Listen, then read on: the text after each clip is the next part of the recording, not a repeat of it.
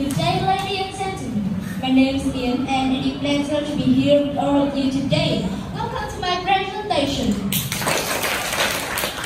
I would like to take this opportunity to talk about the generation gap. Alright, let's dive right in. Generation gap is commonly perceived to refer to difference between generations that contribute to conflict and communication, creating a gap. Every generation lives at a certain time under circumstance and condition, so all generations have their own set of values and views. Every generation wants to uphold the principles they believe in, and this is a government that has continued for age. There has always been a difference in attitude or lack of understanding between the younger and older generation. This attitude has augmented the generation gap, and it is becoming wider day by day. This gap now has started impacting our lives in the wrong way.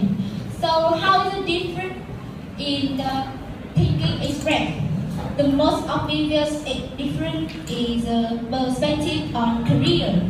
When I told my mother that I wanted to become a psychotherapist, she said, "Darling, you shouldn't major in psychology. You may be unemployed. You must choose economics or follow in my steps to become a teacher." Yes, parents want children to are following their values, as they believe it is for their benefit and good to go for them. They hope their offspring to have stable and noble jobs such as teacher, doctor, director, technically assisted work, and people without degree. Children, on the other hand, have a broader outlook and refuse to accept the traditional ways. They want to do things their way and don't like going by any rule book.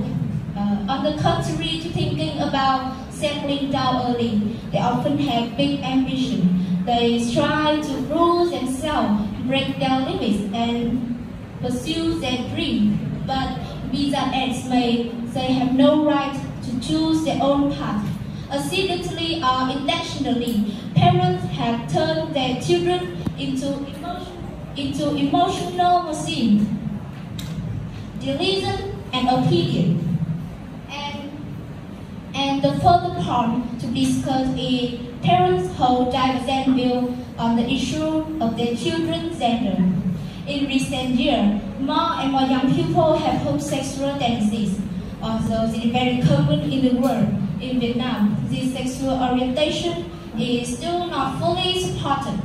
I also asked my mother about this issue, but she didn't seem to support it. Yes, because it's hard for parents to accept that their children are LGBT. Instead of supporting, encouraging them, they often force them to give up their true gender because they feel embarrassed and think it's crazy.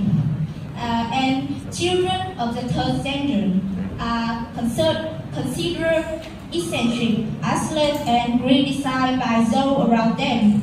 They try to hide their true gender. They live under the cover of the so-called parental regulation. And unfortunately, there have been many cases where children couldn't stand pressure and could try to commit suicide. In brief, the generational gap is a very critical concept that occurs on grounds of the different nature of every person. No one can end this generation gap, but obviously you can offer some way in which it can be reduced. And it is a responsibility for both generations to fill this gap with love, sympathy, affection, and trust. I hope you will find my presentation I'm delivering today useful and beneficial for you in the future. Thank you for listening.